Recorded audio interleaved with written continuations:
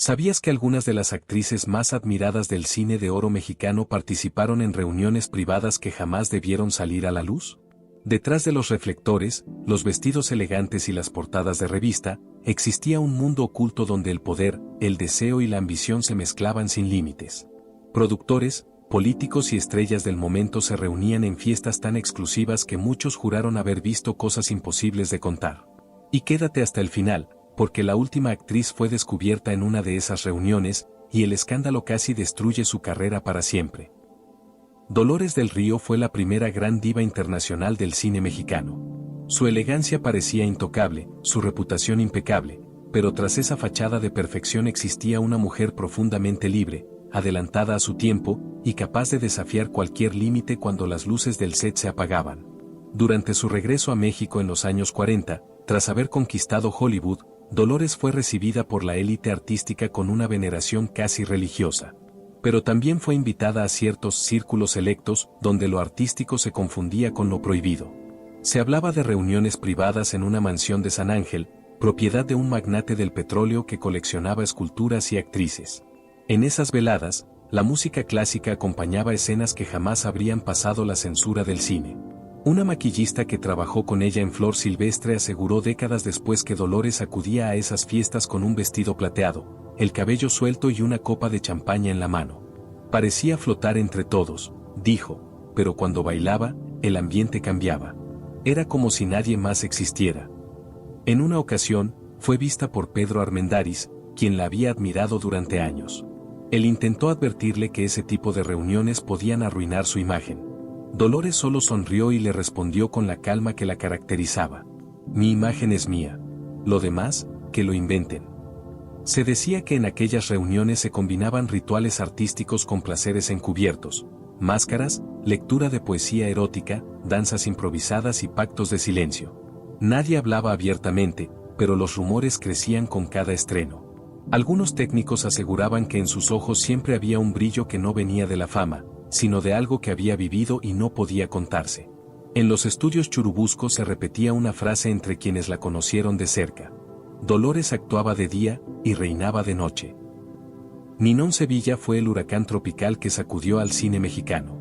Su cuerpo bailaba con la fuerza de un rito y su mirada prometía un placer que ningún código moral podía contener.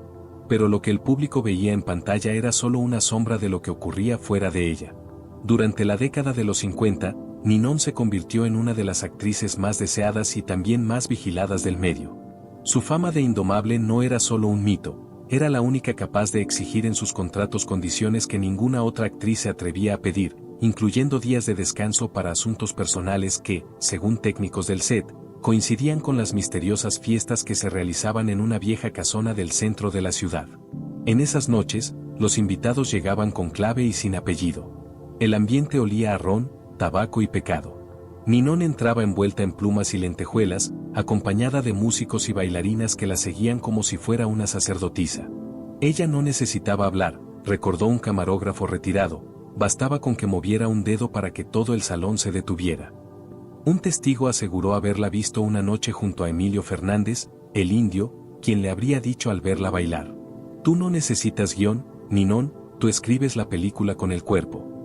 Se decía que en esas fiestas no existían jerarquías, productores, actores, diplomáticos y vedetes se mezclaban en un mismo deseo compartido. Ninón era el centro, la llama que mantenía viva la reunión.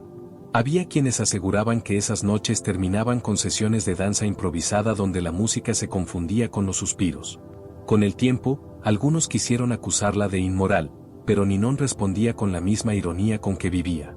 Lo inmoral no es lo que se hace en la oscuridad, sino lo que se finge a la luz. En los estudios la adoraban y la temían. Nadie se atrevía a juzgarla, porque todos sabían que Ninón Sevilla no actuaba, ella era la tentación misma, hecha carne y silencio. Silvia Pinal fue la mujer que lo tuvo todo: fama, fortuna y el poder de decidir quién entraba y quién no en los círculos más exclusivos del espectáculo mexicano. En público era la dama perfecta, elegante, disciplinada, con sonrisa impecable y una carrera respaldada por maestros del cine como Buñuel. Pero en privado, su vida era mucho más intensa de lo que las revistas se atrevían a publicar. Durante los años 60, cuando su nombre ya era sinónimo de éxito, Silvia comenzó a organizar reuniones privadas en su casa de San Ángel, conocidas entre sus allegados como las cenas sin prensa. Aparentemente eran veladas de artistas e intelectuales, pero con el paso de la medianoche, los discursos de arte se transformaban en murmullos, las copas se vaciaban una y otra vez, y la música francesa daba paso a algo más sensual. Una diseñadora de vestuario que trabajó con ella en Viridiana reveló años después que en una de esas noches vio entrar a actores, políticos y cantantes que nadie imaginaba juntos. Todo era muy elegante, sin vulgaridad, contó, pero las miradas hablaban por sí solas. Silvia sabía exactamente lo que pasaba, y lo permitía. En una ocasión, según el relato de un sonidista cercano al equipo de El Ángel Exterminador, Luis Buñuel fue invitado a una de esas veladas. Al notar el ambiente, habría comentado con su humor ácido: esto sí es surrealismo mexicano. Silvia se reía, alzaba su copa y respondía con una frase que los asistentes aún recuerdan: la moral se deja en la puerta, junto con los abrigos. Estas reuniones se volvieron una leyenda silenciosa en el medio. No había fotografías, no había pruebas, solo testimonios que se pasaban de boca en boca entre maquillistas y asistentes de dirección. Algunos afirmaban que varios romances imposibles nacieron en esas fiestas. Otros aseguraban que ahí se decidían papeles, contratos y secretos. Con el tiempo, las cenas sin prensa desaparecieron, pero los rumores nunca murieron. En los pasillos de Televisa se decía que si esas paredes hablaran, contarían historias que habrían cambiado para siempre la imagen del cine mexicano. Silvia Pinal fue, sin duda, la anfitriona perfecta, discreta, poderosa y dueña de un secreto que jamás salió de su casa. Tongolele no necesitaba palabras para encender un escenario. Su cuerpo hablaba en otro idioma, uno hecho de fuego, ritmo y mirada felina. Era la mujer que convertía la danza en una confesión, y el pecado en espectáculo. Pero lo que el público veía en sus películas era apenas una sombra de lo que ocurría cuando se cerraban las cortinas del cabaret. Durante los años 40 y 50, cuando México se rendía ante el encanto de las rumberas, Tongolele era la más enigmática. Su ascendencia mestiza y su cabello plateado la hacían parecer salida de un sueño. Se decía que después de cada presentación en el Teatro Lírico o el Salón México, un reducido grupo de invitados tenía acceso a las madrugadas de Tongo, reuniones privadas en un departamento del centro donde la música africana, el ron y las risas se mezclaban con un aire de desenfreno casi ritual. Un iluminador del medio, que trabajó con ella en Nocturno de Amor, relató que una noche fue testigo de algo imposible de olvidar. Entre humo y luces rojizas, Tongolele bailaba con los ojos cerrados mientras varios actores, entre ellos Fernando Fernández y Wolf Rubinskis, la observaban en silencio, hipnotizados. Cuando la música terminó, ella se acercó a uno de ellos y dijo con voz grave: el baile es mi manera de rezar. Y a veces, de pecar. A esas reuniones asistían también actrices jóvenes que buscaban abrirse camino. No había cámaras, solo la promesa de discreción. Se decía que allí nadie preguntaba nombres, que todo se resolvía con miradas y movimientos. Las paredes estaban cubiertas de espejos y velas, y los asistentes creían estar en una ceremonia más que en una fiesta. Una bailarina retirada comentó años después que Tongolele tenía un don para dominar el ambiente. Si ella estaba triste, todos callaban. Si reía, el lugar ardía. Su magnetismo era tan fuerte que incluso productores y políticos competían por ser invitados a esas noches. Aunque su imagen pública era de una artista profesional y reservada, dentro del medio se sabía que Tongolele pertenecía a un pequeño grupo que entendía el placer como una forma de arte. Ella no necesitaba hombres ni mujeres, dijo una periodista, necesitaba devotos. Y así fue, mientras el país la admiraba en la pantalla, Tongolele reinaba en un imperio de sombras, donde cada movimiento de cadera era una invitación al misterio. Lilia Prado fue el equilibrio perfecto entre la picardía y el encanto. Con esa mezcla de inocencia fingida y sensualidad descarada, conquistó al público y a los directores más exigentes del cine mexicano. Pero detrás de esa sonrisa luminosa había una mujer que sabía usar el deseo como un arma, y el silencio como escudo. Durante los años 50, cuando Luis Buñuel la convirtió en una de sus musas favoritas, comenzaron a circular rumores sobre las veladas privadas que seguían a las proyecciones de sus películas. Productores, actores, diplomáticos y actrices se reunían en una casa discreta en la colonia Roma, propiedad de un empresario español que patrocinaba varios filmes. Allí, entre brindis y música de bolero, se tejían los secretos más atrevidos del espectáculo. Una maquillista que trabajó con Lilia en La ilusión viaja en tranvía confesó años después que la actriz solía llegar a esas reuniones vestida de blanco, con el cabello suelto y una actitud desafiante. Decía que el blanco era el color de las mentirosas, contó, porque nadie sospecha de una mujer que parece pura.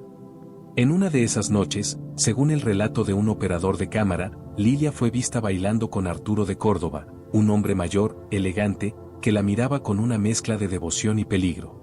Cuando alguien insinuó que ese acercamiento podía arruinar su reputación, ella respondió con una frase que aún se murmura en los pasillos de los estudios Churubusco. Mi reputación no me da trabajo. Mi talento sí. Se decía que esas reuniones terminaban con desafíos entre los presentes, lecturas eróticas, juegos de apuestas y una norma no escrita, lo que se escuchaba ahí, moría ahí. Nadie debía hablar, nadie debía recordar. Con el tiempo, algunos periodistas intentaron relacionarla con escándalos o romances imposibles, pero Lilia nunca negó ni confirmó nada. Solo se limitaba a reír y responder con ironía cada vez que le preguntaban por su vida privada. El pecado no está en hacerlo, sino en contarlo. Lilia Prado fue, para muchos, la sonrisa del deseo y la risa de la transgresión.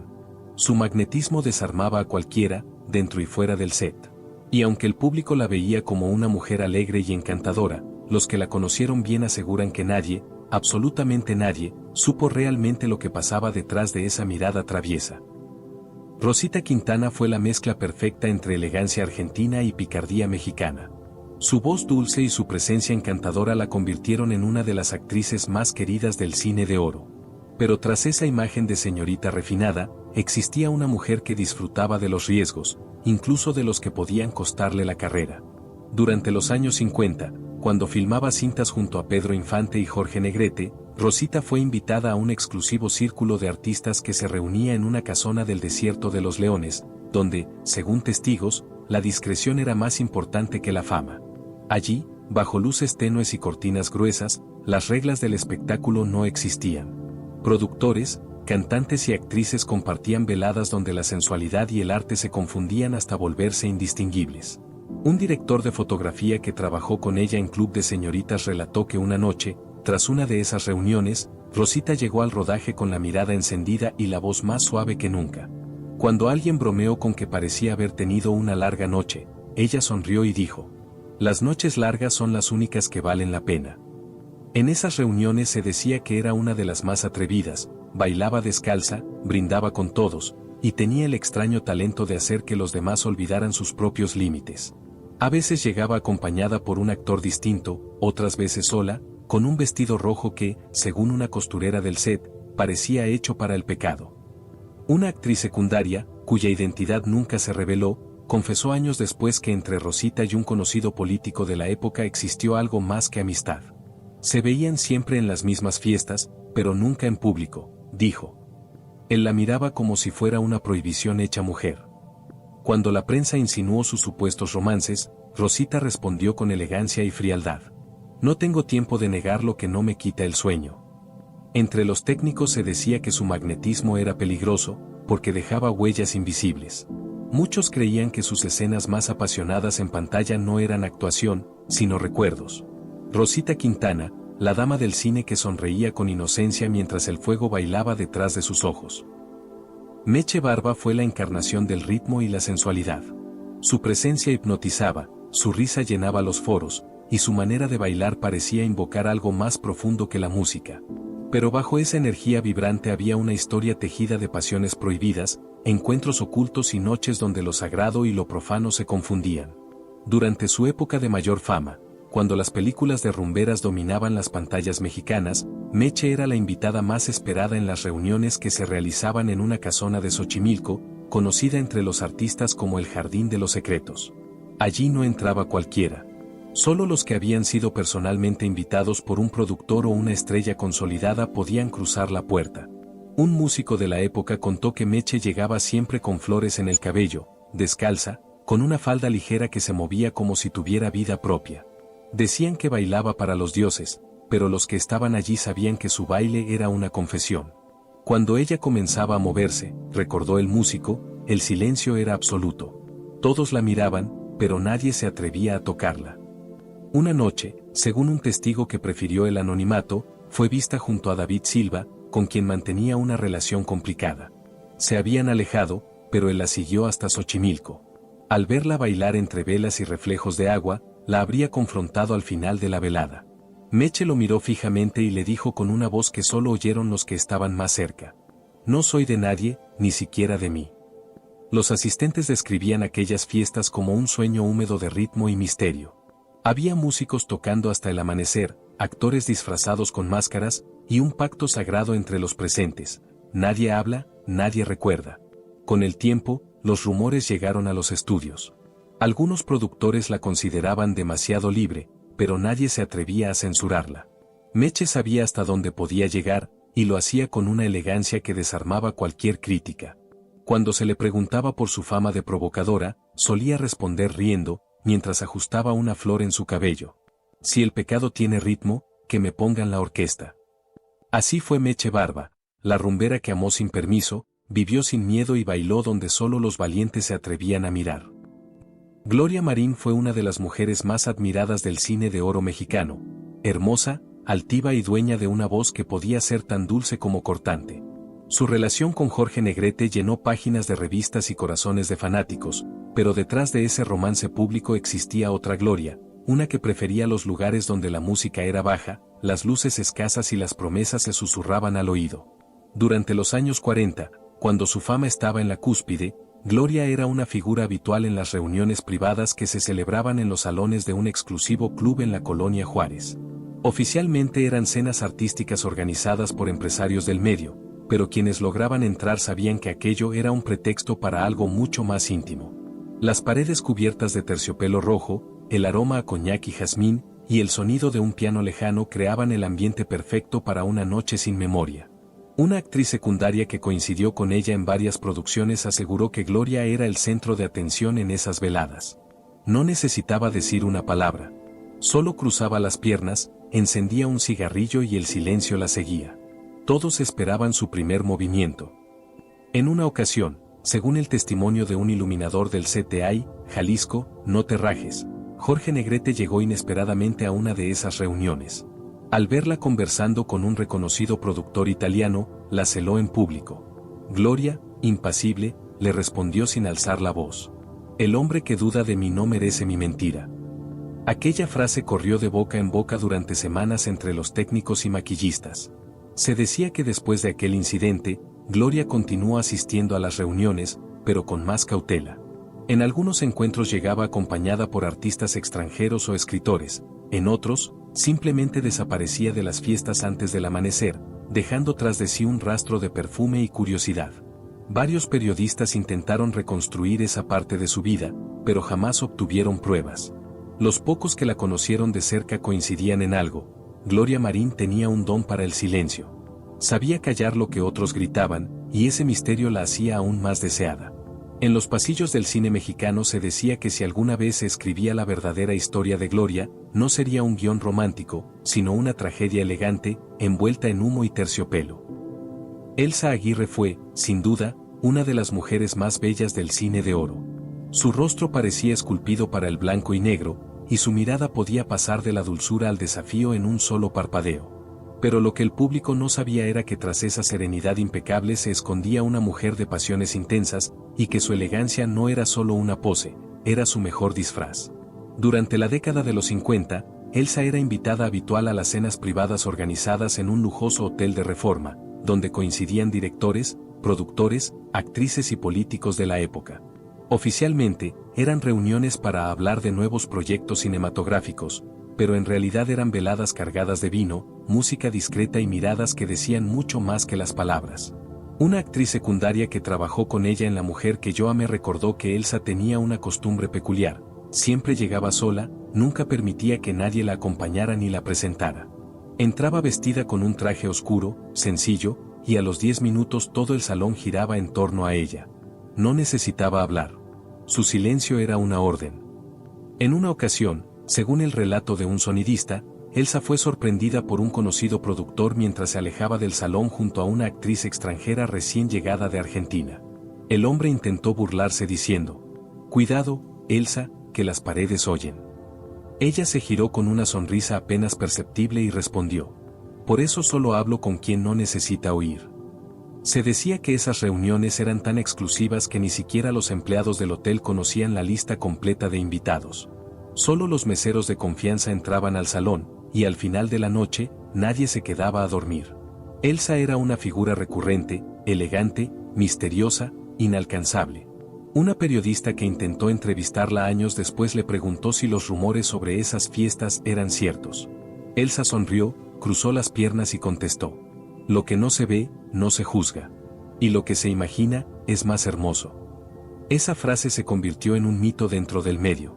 Técnicos, maquillistas y actores la repetían con admiración. Nadie podía decir con certeza qué había hecho Elsa Aguirre en esas noches de silencio, pero todos sabían que en cada set, en cada mirada, en cada pausa, había algo más profundo que la simple actuación. Elsa Aguirre fue la reina del misterio, la mujer que dominó el silencio y convirtió el secreto en arte. María Félix fue el símbolo absoluto del poder femenino en el cine mexicano.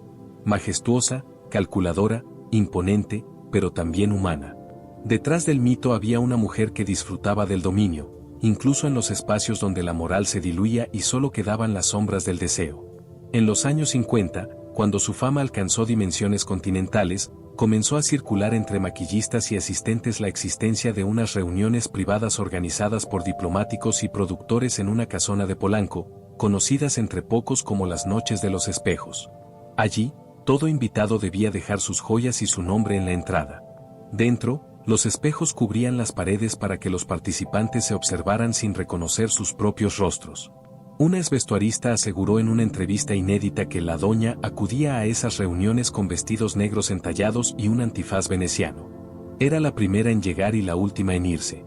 A veces asistía sola, otras veces con artistas extranjeros que decían venir de paso por México.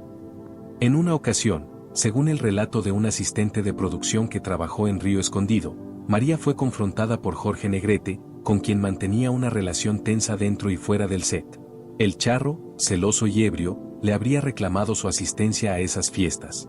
Ella respondió con una sonrisa helada y una frase que se hizo leyenda entre los técnicos: mi vida privada no se dirige con sombrero, Jorge. La tensión entre ambos fue tal que durante semanas no se dirigieron la palabra en el rodaje. Pero en los camerinos se comentaba que María, tras esas discusiones, regresaba más desafiante, más viva, como si en aquellos encuentros prohibidos encontrara una forma distinta de poder. Los rumores hablaban de juegos de identidad, de veladas donde nadie podía pronunciar el nombre de nadie, y de pactos sellados con vino y silencio. Nada fue probado, nadie lo confesó. Pero en la industria, cada vez que alguien mencionaba el nombre de María Félix, un murmullo recorría los pasillos. La doña mandaba incluso en el pecado. Katy Jurado fue una tormenta disfrazada de elegancia. Su mirada desafiaba, su voz arrastraba una sensualidad natural y su actitud ante la vida era tan intensa que pocos hombres se atrevieron a sostenerle la mirada más de unos segundos. En el cine fue la villana irresistible, la mujer fuerte, la amante imposible, y en la vida real, mucho más que eso. A finales de los años 40, cuando comenzaba a abrirse paso entre productores norteamericanos y directores mexicanos, Katy empezó a formar parte de un grupo reducido de artistas que se reunía en una hacienda cercana a Cuernavaca, propiedad de un reconocido empresario taurino. Esas reuniones, según se decía, mezclaban arte, vino y deseo. Los invitados llegaban sin cámaras, sin acompañantes, y salían al amanecer, como si hubieran vivido una experiencia que no podía explicarse. Una antigua maquillista de los estudios Churubusco confesó décadas después que Katy no necesitaba buscar el peligro la buscaba a ella. En esas noches, se le veía conversando con actores de renombre y diplomáticos extranjeros que quedaban rendidos a su carácter. Ella nunca se comportaba como una víctima, sino como quien domina el juego. Un asistente de dirección que trabajó con ella en El Bruto contó una anécdota que se volvió casi leyenda. Una noche, uno de los invitados, un conocido actor, intentó insinuarse con descaro. Katy lo observó, levantó su copa y dijo con una voz firme y serena: el deseo no se ruega, se provoca. A partir de entonces, nadie volvió a atreverse a faltarle al respeto. La Jurado tenía ese magnetismo peligroso de quien conoce su poder y lo usa sin pedir perdón. En esas reuniones privadas, ella no era actriz ni estrella, era sacerdotisa. Controlaba el ambiente con su voz, elegía con quién hablar, con quién bailar, y cuándo desaparecer. Los rumores de esas noches cruzaron fronteras. Algunos decían que en una de ellas coincidió con un famoso torero español y un actor de Hollywood, y que de esa tríada nació una amistad tan intensa que solo podía sostenerse en la oscuridad. Nunca lo confirmó. Cuando un periodista le preguntó años después si era cierto, Katy respondió con una sonrisa apenas visible. Los hombres inventan. Yo solo les doy material. Su vida fue una mezcla de arte, peligro y placer, y quienes la conocieron sabían que nunca pidió disculpas por vivir como quiso. En la pantalla encarnó el pecado. En la vida, lo perfeccionó. Marga López fue el rostro de la dulzura en el cine mexicano. Su mirada limpia, su voz serena y su presencia maternal la convirtieron en la actriz ideal para interpretar a mujeres buenas, sacrificadas y puras. Pero detrás de ese aura angelical existía una mujer más compleja, con pasiones ocultas y una necesidad silenciosa de escapar de la imagen que la industria le impuso. Durante los años 50, cuando filmaba con figuras como Pedro Infante y Arturo de Córdoba, Marga comenzó a frecuentar un pequeño círculo de artistas y escritores que se reunía cada semana en una vieja casa de la colonia San Rafael. Oficialmente eran tertulias poéticas, pero todos sabían que las palabras eran solo el inicio. Las luces se apagaban después de medianoche, el vino corría sin límite y las máscaras reemplazaban los nombres. Una periodista que trabajó como asistente de dirección en Salón México contó que una noche vio llegar a Marga con un abrigo oscuro, casi irreconocible. Tenía una tristeza elegante, recordó, como quien busca pecar sin ser visto. En aquella reunión, según los asistentes, coincidió con un conocido actor casado, y durante una lectura de poemas eróticos, ambos desaparecieron entre los pasillos. Cuando los rumores comenzaron a circular entre técnicos y maquillistas, Marga se limitó a sonreír y responder con una frase que desconcertó a todos. Nadie es santo a la luz de una vela. En esas reuniones, se decía que Marga era diferente a las demás. No buscaba escándalo ni atención. Llegaba, bebía una copa, escuchaba música francesa y dejaba que la noche hiciera el resto. Para muchos, era la más reservada, pero también la más deseada.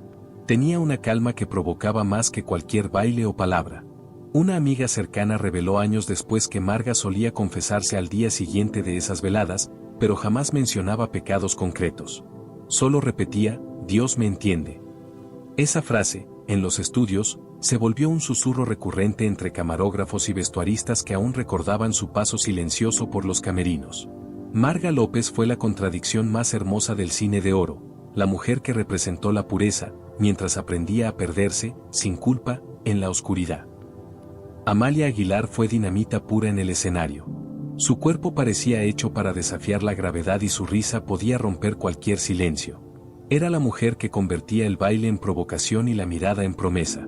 Pero detrás de esa energía desbordante, había una vida de excesos cuidadosamente escondidos, noches interminables y pasiones que desafiaban toda moral de su tiempo. A mediados de los años 40, cuando México enloquecía con las rumberas, Amalia era el corazón de una serie de reuniones privadas organizadas por músicos, productores y actrices del ambiente nocturno. Aquellas veladas se realizaban en un pequeño teatro abandonado de la colonia Guerrero, acondicionado con luces de colores, cortinas de terciopelo y un escenario improvisado donde se mezclaban danza, erotismo y confidencias. Un técnico de sonido que trabajó con ella en Carita de Cielo relató años después que Amalia era la última en llegar y la primera en animar el lugar. Tenía una presencia hipnótica, dijo. Cuando bailaba, el público desaparecía. Solo quedaba ella, sudor, música y deseo. Una noche, según un antiguo músico cubano que la acompañó en varias giras, Amalia fue confrontada por una actriz más joven que la acusó de usar su cuerpo para conseguir papeles.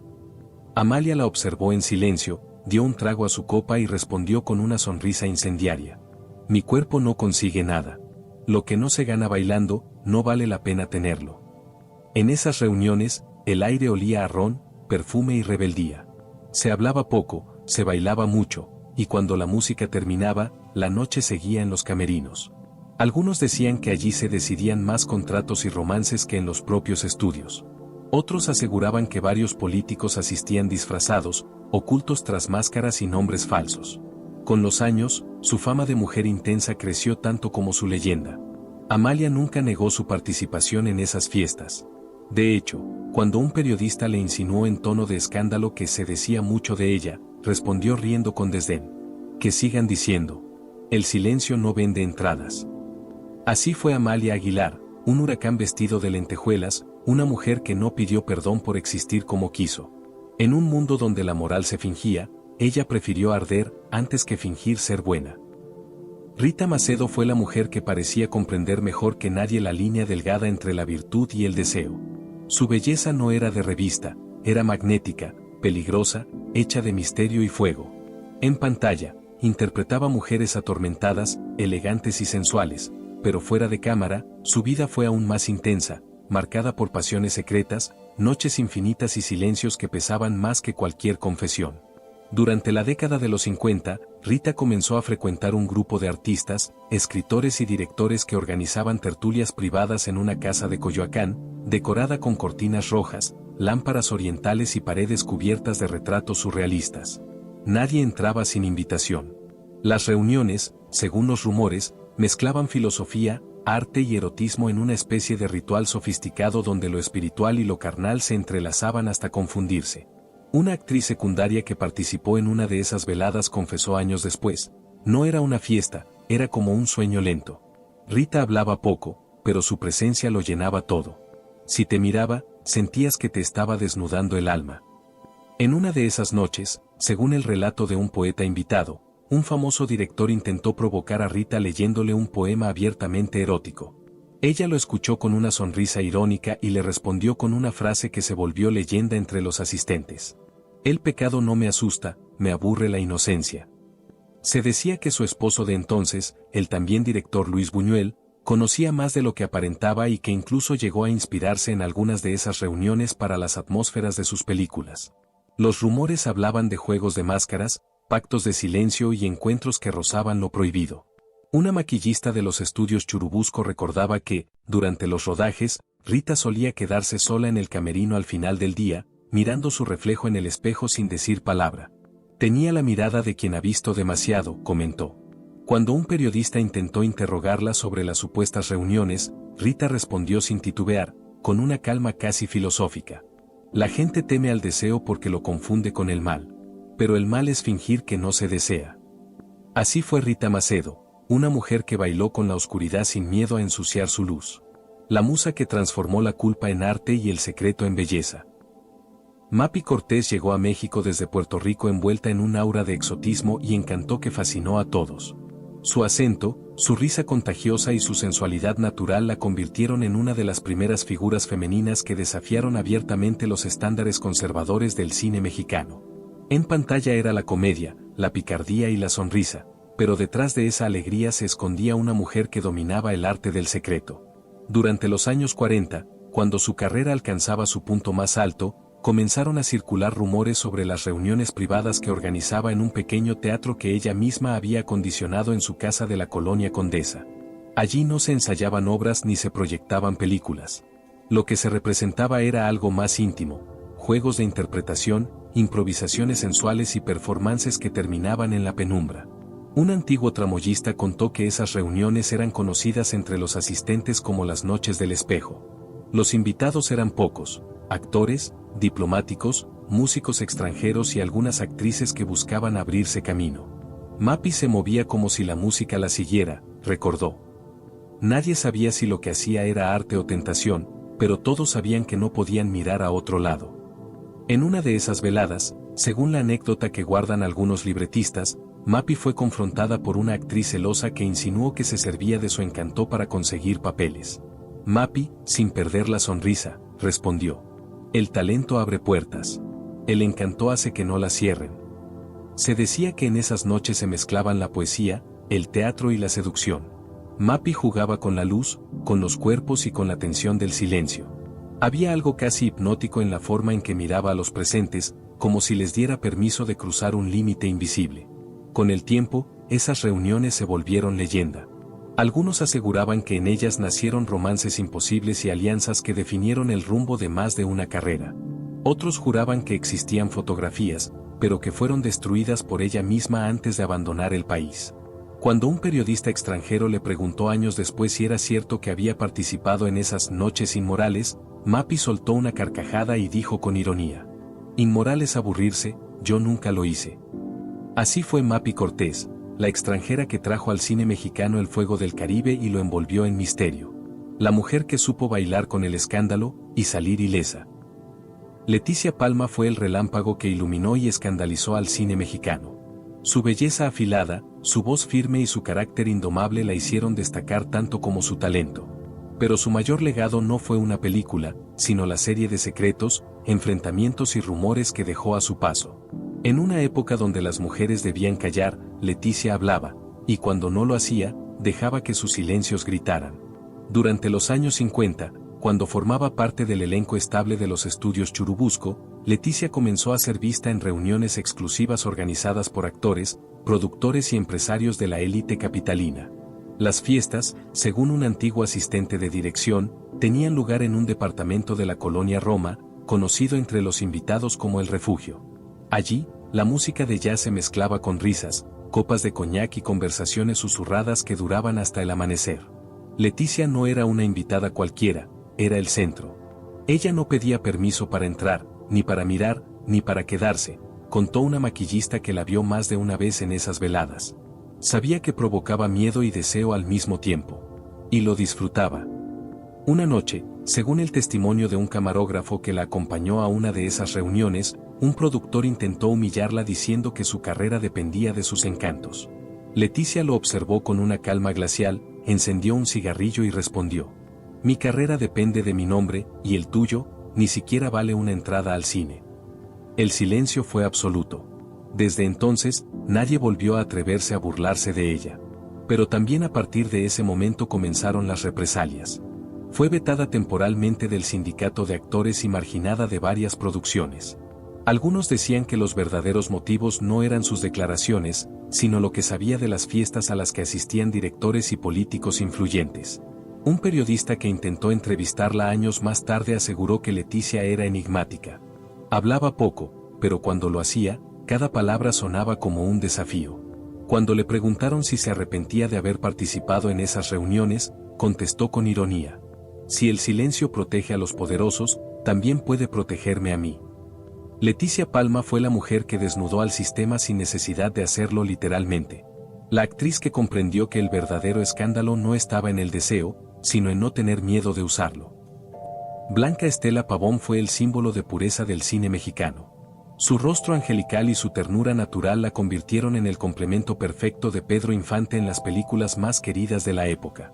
El público la adoraba, los productores la protegían, y nadie imaginaba que detrás de esa imagen intachable existía una mujer que había aprendido demasiado pronto que el deseo también puede tener rostro de amor. Durante los años 40, Blanca asistía a las grandes celebraciones organizadas por los estudios, pero también, según contaban algunos técnicos de vestuario, a pequeñas reuniones privadas donde la bohemia y el romance se mezclaban sin etiquetas. En una vieja casa de la colonia tabacalera, se reunían músicos, actores y actrices jóvenes que huían del escrutinio del público. Allí no había prensa, ni protocolos, solo luz tenue, copas de vino barato y promesas que se desvanecían con el amanecer. Una costurera de nosotros los pobres confesó años después que una noche vio llegar a Blanca sola, con un abrigo gris y una mirada extrañamente triste. No hablaba mucho, recordó, pero cuando sonreía, parecía que algo dentro de ella se partía. Aquella noche, según el rumor, Pedro Infante también estaba allí. Se les vio bailar, reír y desaparecer por un rato. Nadie volvió a mencionarlo, pero todos lo recordaron. En una ocasión, un actor secundario de los estudios relató que, tras una de esas veladas, la actriz fue confrontada por una compañera celosa, quien le reprochó jugar con fuego siendo la imagen de la pureza. Blanca la miró con calma y respondió con una frase que aún resuena en la memoria de quienes la conocieron: ser buena no significa no tener deseo, significa no hacer daño con él. Esa respuesta reflejaba exactamente quién era. Blanca no fue parte de los excesos que destruyeron a muchos de su generación, pero conoció de cerca ese mundo oculto donde el cariño se confundía con el peligro y el amor con la culpa. Cuando su vida se apagó trágicamente en 1949, muchos quisieron mantener su imagen intacta, sin mancha. Pero entre los técnicos y maquillistas que la admiraron, siempre circuló el mismo susurro: Blanca no pecó. Solo amó donde no debía. Así fue Blanca Estela Pavón, la mujer que llevó la pureza al cine, pero que también supo mirar al deseo sin miedo, aunque solo por una noche. Rosita Fornés fue el lujo hecho persona. Su voz, su elegancia y su dominio del escenario la transformaron en una de las presencias más magnéticas del cine y el teatro mexicano. Venía de Cuba, pero México la adoptó como suya, fascinados por su mezcla de refinamiento y sensualidad. En público era una dama, en privado, una tormenta que no pedía permiso para brillar. Durante los años 50, Rosita se volvió el alma de las fiestas más exclusivas del mundo artístico. Se decía que las reuniones organizadas en su residencia de Las Lomas eran tan lujosas como misteriosas. Los invitados llegaban con vestimenta de gala, pero terminaban la noche sin la formalidad que los había acompañado al entrar. Músicos, cantantes, actores y políticos se mezclaban entre risas, copas y confesiones. Una pianista que trabajó en esas veladas relató años después: Rosita no necesitaba decir una palabra. Bastaba que hiciera sonar una nota en el piano para que todos entendieran que la noche comenzaba. En una ocasión, según esa misma fuente, un famoso cantante intentó hacer un brindis en su honor, llamándola la mujer más deseada de México. Ella sonrió y respondió con voz lenta, cargada de ironía: el deseo no se gana, mi amor. Se provoca y se cobra caro. En esas reuniones, todo era lujo y secreto. Se decía que Rosita tenía un salón azul al fondo de su casa, donde solo entraban los más cercanos. Allí, entre luces tenues y perfumes extranjeros, se realizaban presentaciones privadas, bailes, monólogos, improvisaciones y silencios que decían más que cualquier palabra. Algunos aseguraban que varios de los escándalos del espectáculo nacieron en ese salón, aunque ninguno se atrevió jamás a confirmarlo. Un fotógrafo de la época, que cubría los eventos sociales de la élite, confesó en sus memorias que Rosita le pidió una vez destruir todas las imágenes tomadas aquella noche. Me dio un sobre lleno de billetes y dijo: no quiero recuerdos, solo momentos. No pude negarme. Rosita Fornés dominó la tentación con la misma naturalidad con la que dominaba un escenario. Era consciente de su poder, y lo usaba con elegancia, sin culpa y sin miedo. Cuando le preguntaron si alguna vez se arrepintió de haber sido tan libre, respondió entre risas y humo de cigarro: el arrepentimiento es para los que no disfrutaron lo suficiente. Así fue Rosita Fornés, una diva sin miedo al escándalo, una artista que hizo del deseo su mejor obra, y del silencio, su mejor aplauso.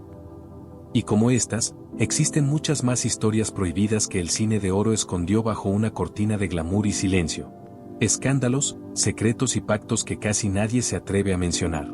Así que suscríbete y no te pierdas los próximos videos, donde seguiremos revelando todo lo que el cine mexicano quiso enterrar para siempre.